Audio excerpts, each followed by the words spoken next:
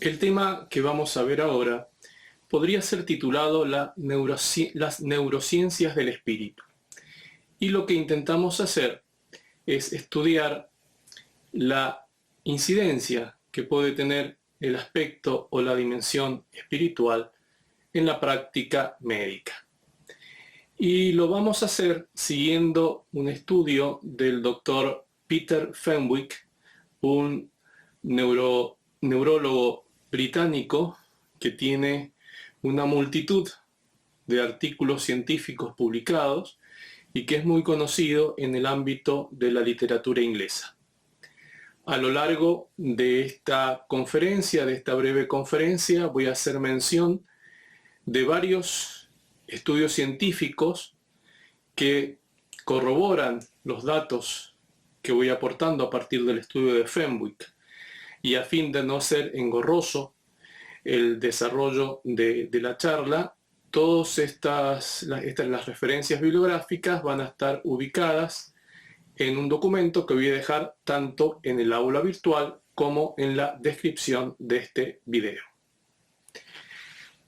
Desde la década de 1980 se reconoce cada vez con más insistencia que la medicina basada en la curación de los órganos es muy limitada a la hora de considerar la génesis de las enfermedades. Por el contrario, se ha demostrado que la experiencia psicológica, los estados emocionales y los estilos patológicos de comportamiento pueden conducir directamente a la enfermedad física. En este contexto, se ha producido una reevaluación, especialmente por parte de la profesión médica, del factor espiritual en la medicina, que ha supuesto el reconocimiento generalizado que debe considerarse un componente espiritual tanto en las enfermedades físicas como en las mentales. En esta conferencia consideraré primero algunos de los mecanismos reduccionistas que subyacen a esta perspectiva. La ciencia siempre ha sido reacia a abordar los asuntos espirituales con seriedad, pero esta actitud está cambiando. Hay numerosas razones para ello, pero las más importantes para la medicina convencional es simplemente que el factor espiritual en la medicina ha demostrado que funciona. Vean, por ejemplo, el estudio de Koenig del año 2001. Además, existe una demanda cada vez mayor por parte de los estudiantes de cursos de medicina que incluyan una dimensión espiritual en su formación.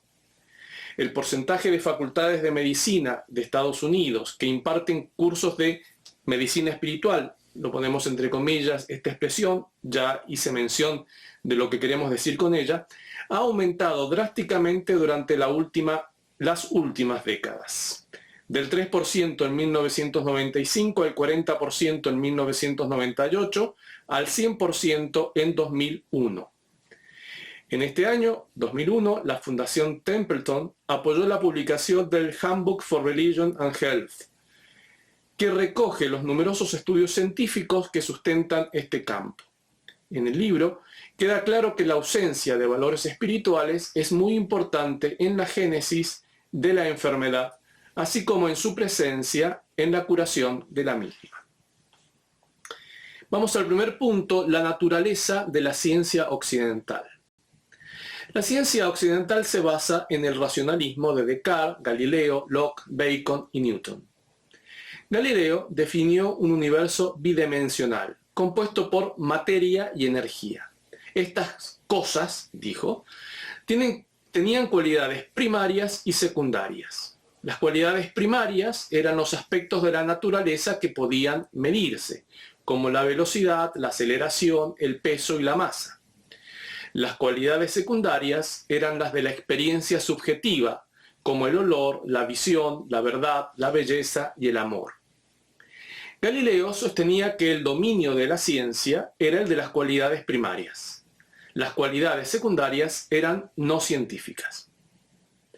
La ciencia occidental, en cuanto a las cualidades primarias, ha tenido un éxito extraordinario a la hora de examinar y cuantificar el mundo que nos rodea y de producir nuestra tecnología actual.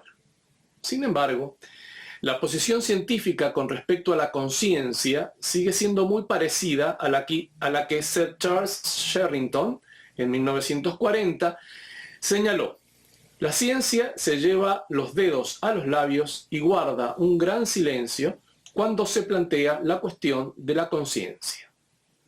La razón de ello es que la conciencia es una cualidad secundaria y por tanto no es del dominio de la ciencia. Esto deja a nuestra ciencia muy desviada, ya que solamente los aspectos físicos de cualquier fenómeno pueden ser investigados por el método científico.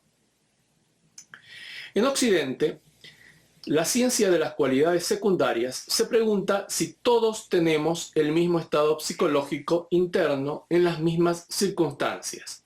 No ha hecho más que empezar. Esta forma de ciencia, utilizada para investigar directamente la mente, es una perspectiva muy oriental. En Oriente se utilizan técnicas de atención plena, lo que se conoce como el mindfulness, para expandir la conciencia. En muchas de ellas, observar la respiración y mantener la mente concentrada son las características esenciales. Hay indicios de que la comunidad neurocientífica está cambiando lentamente su punto de vista. Una ponencia presentada en la Royal Society for Psychiatry de Londres en 2005 sobre la física cuántica en la neurociencia y la psicología analiza la cuestión.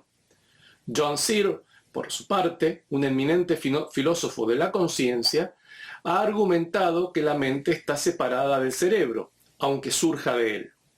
Es una propiedad emergente, dice, pero sin embargo tiene sus propiedades mentales. Este punto de vista permite que la mente pueda tener un efecto sobre la función cerebral a través del cerebro como entidad independiente. ¿Qué entendemos por medicina espiritual, entre comillas? Empecemos por una definición de las dimensiones espirituales de la curación.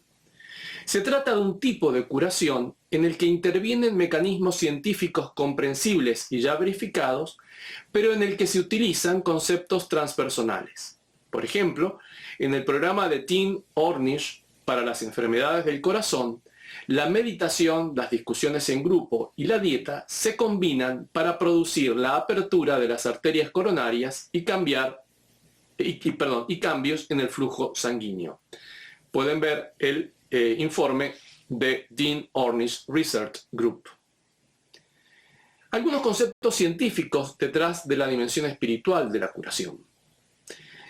En la última década, varios estudios han demostrado el éxito de la medicina espiritual.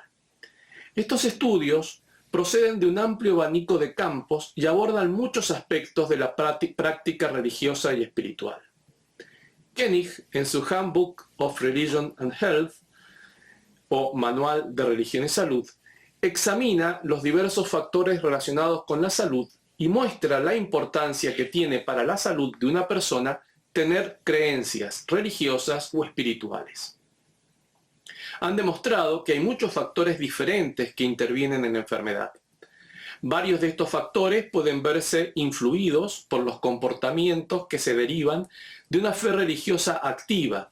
Por ejemplo, la limitación de comportamientos perjudiciales para la salud, como el tabaquismo, las drogas y el alcohol, la red de apoyo social que suponen las creencias religiosas y la asistencia a la iglesia y a las ceremonias religiosas.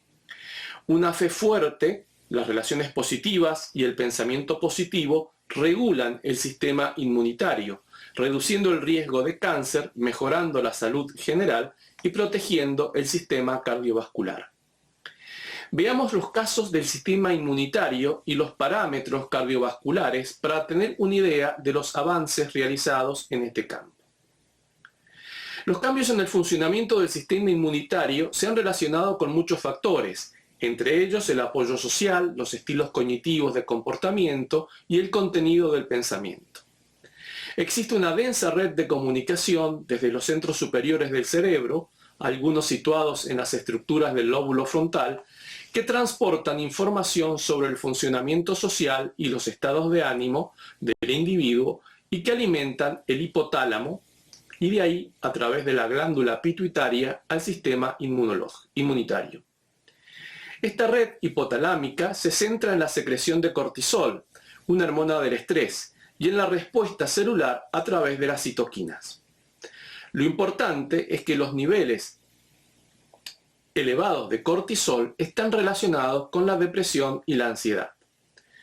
Con una red tan densa y ampliamente vinculada, no es de extrañar que nuestros pensamientos, nuestros sentimientos y emociones y nuestras relaciones interactúen con el sistema inmunológico. Se han realizado muchos estudios sobre los efectos de los estados mentales y espirituales en este sistema.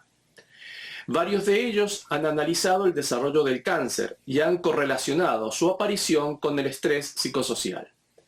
Pridgerson y otros, en 1997, estudiaron a 150 individuos después de la muerte de sus cónyuges. Lo que mostraban puntuaciones altas de duelo traumático tenían una mayor probabilidad de desarrollar un nuevo cáncer entre el sexto y el 15º mes después de la muerte de su cónyuge. Todos los individuos del grupo que desarrollaron cáncer tenían altas puntuaciones de duelo traumático. Un estudio de seguimiento de 6 años, realizado por Everson, analizó a 2.400 hombres finlandeses de mediana edad, de los cuales 174 murieron, 87 de ellos de enfermedades cardíacas y 40 de cáncer. La tasa de mortalidad de las personas con niveles moderados o altos de desesperanza, según una escala de puntuación, era de 2 a 3 veces mayor que la de las personas con niveles bajos de desesperanza. Los niveles altos de desesperanza predecían nuevos casos de cáncer y enfermedades cardíacas. Los grupos estaban emparejados en cuanto a presión arterial, colesterol, tabaquismo, consumo de alcohol, clase social, educación y depresión y aislamiento social previos. Ukino y otros revisaron 81 estudios controlando el efecto del apoyo social en el sistema inmunológico y mostraron un mejor funcionamiento inmunológico con un mayor apoyo. Los sistemas cardiovasculares también mejoraron y fueron más estables y hubo una reducción general de los niveles de cortisol. La interleucina 6 es una citoquina relacionada con la inflamación y es una medida del funcionamiento del sistema inmunitario. No se encuentra en el suero hasta los 65 años y entonces es una medida de desregulación del sistema inmunitario. Los niveles elevados de interleucina 6 se han asociado con el cáncer, el infarto de miocardio, la hipertensión, la enfermedad de Alzheimer, la osteoporosis y la artritis reumatoide. Koenig ha demostrado el efecto de la asistencia a la iglesia en el sistema inmunitario y en la interleucina 6.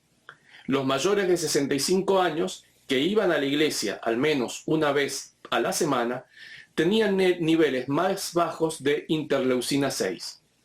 En otro estudio analizaron una muestra de casi 4.000 personas de 65 años durante un periodo de 6 años y pudieron demostrar que los que van a la iglesia al menos una vez a la semana tienen más probabilidades de estar vivos después de 6 años.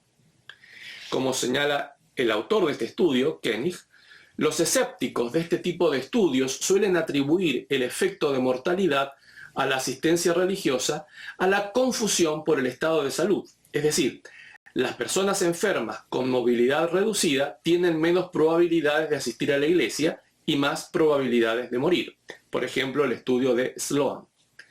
Sin embargo, otros estudios han tenido esto en cuenta de forma muy detallada y en el estudio de Strawbridge se tuvo en cuenta una serie de variables relacionadas con la salud, el apoyo social, los hábitos, etc., con la conclusión de que las mujeres que asistían a ceremonias religiosas una vez a la semana o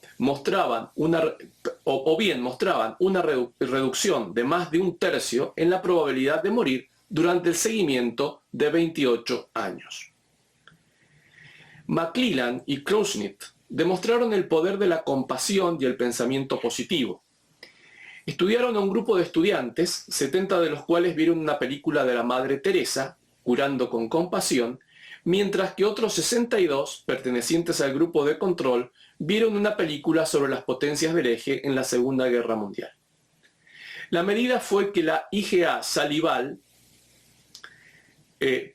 una inmunoglobulina, Los resultados del estudio mostraron un aumento significativo de la IgA salival tras ver la película de la Madre Teresa en comparación con el grupo de control.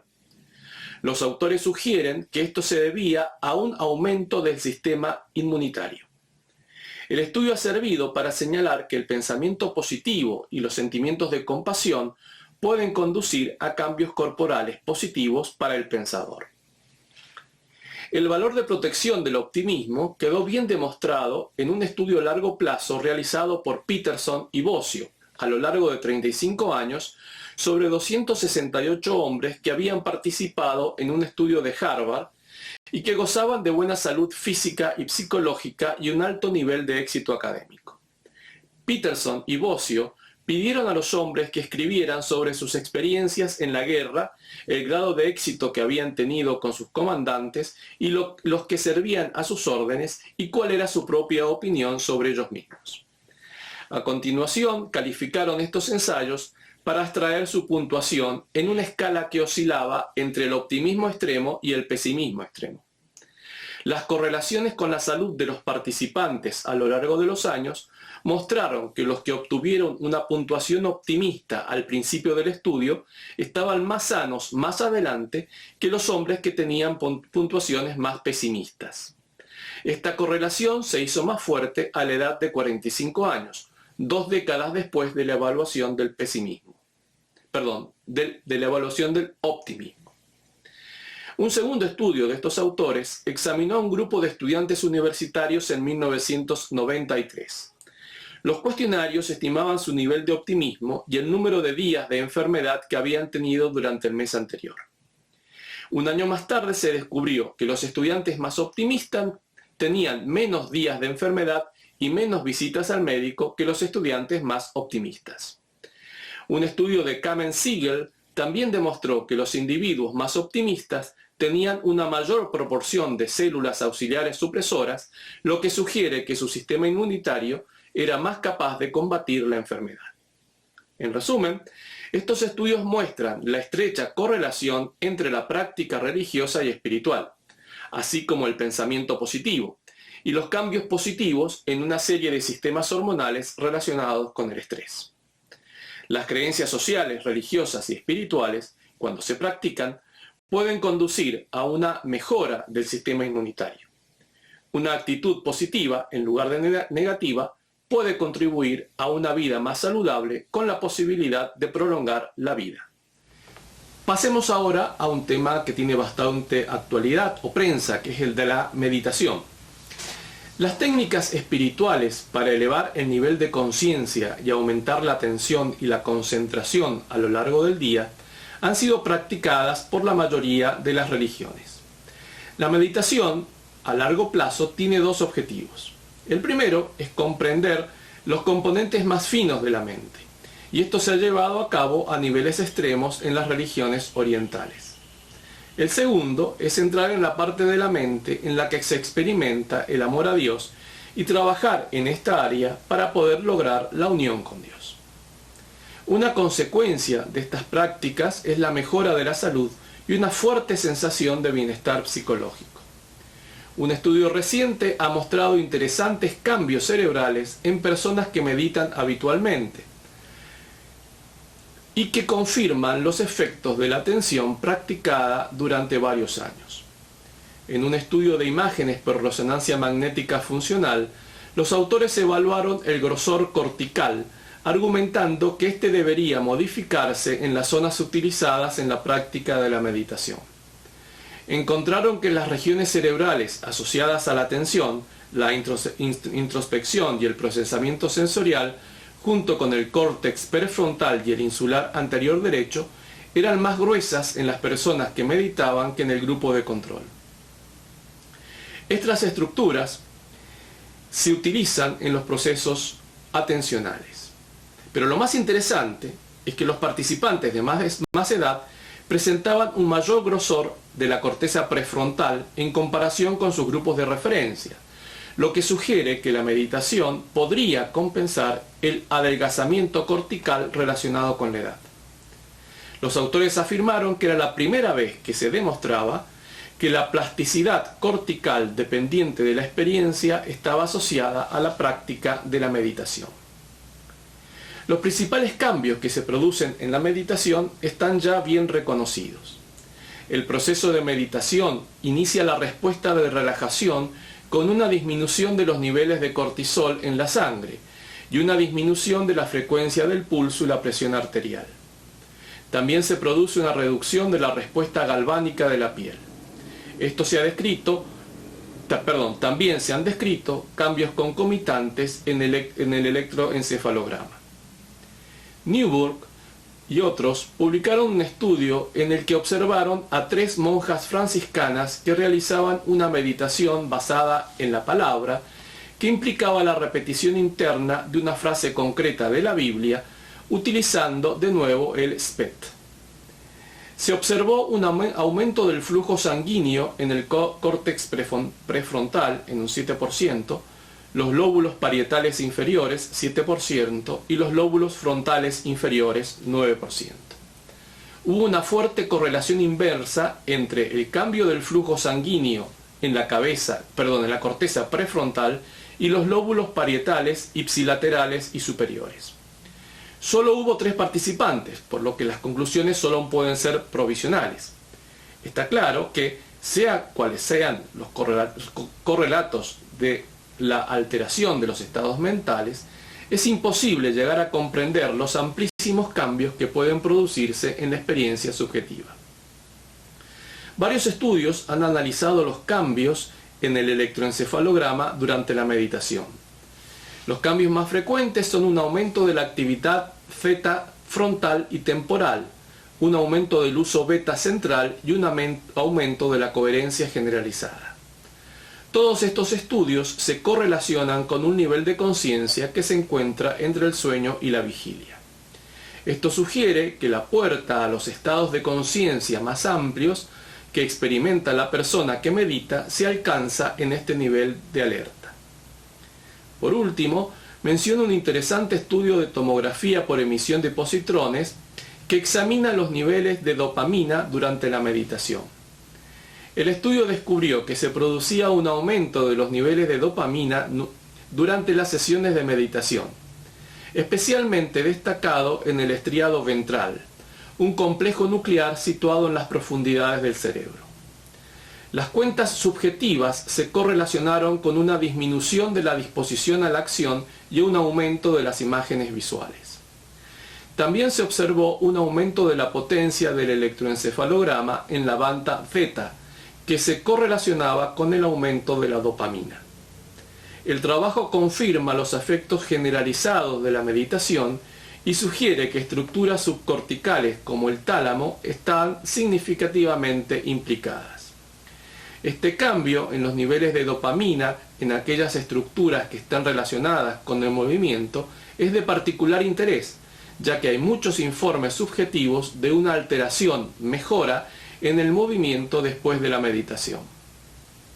En resumen, los estudios de imagen más recientes muestran una indicación más de las áreas cerebrales específicas y los cambios eléctricos que están implicados en la meditación, además de un cambio significativo en los niveles de dopamina. La meditación en la práctica clínica.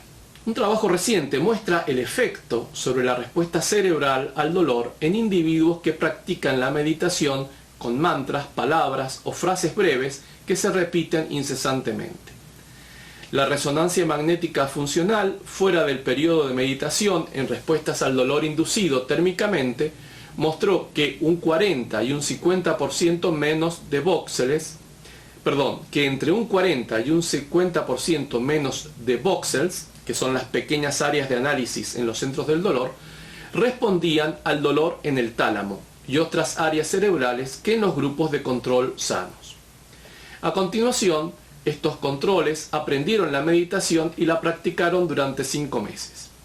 Cuando se les volvió a plantear el reto con el estímulo del dolor térmico, sus respuestas habían disminuido en un 40-50% en el tálamo, el córtex prefrontal y marginalmente en el córtex cingulado anterior.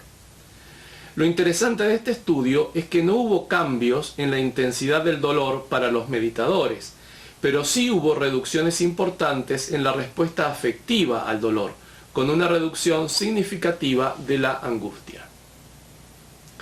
Kabat-Zinn y otros utilizaron la meditación de la atención plena o mindfulness para tratar la ansiedad general o los trastornos de pánico en su clínica de Massachusetts. Impartió Kabat-Zinn un programa de 8 semanas de sesiones semanales de 2 horas. Estas comprendían una clase estructurada de 2 horas sobre relajación y reducción del estrés cada semana y en la 6ª semana un retiro de meditación en silencio de 7 horas y media. En general, 20 de las 22 personas que participaron en el estudio mejoraron significativamente al final del curso y 18 de las 22 continuaron así en un seguimiento de 3 años. Este estudio muestra los importantes resultados que pueden obtenerse al vincular la meditación con la terapia de grupo.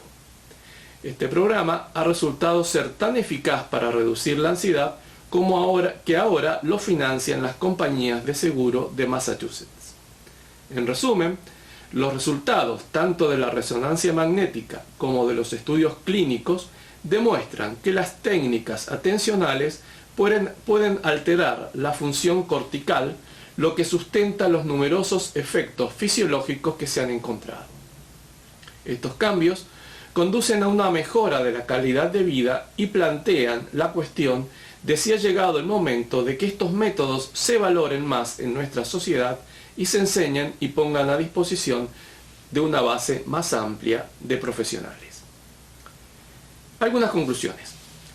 Los trabajos actuales en el campo de la neurociencia muestran muy claramente que la práctica de métodos espirituales cambia el funcionamiento del cerebro. También existe una clara relación entre la práctica de estos métodos y la mejora de la salud mental y física. Nuestras creencias y nuestras relaciones y nuestra forma de pensar influyen en nuestra salud y deberían ser tenidas en cuenta por cualquier médico. Existe una estrecha correlación entre la práctica religiosa y espiritual y los cambios positivos en una serie de sistemas hormonales relacionados con el estrés.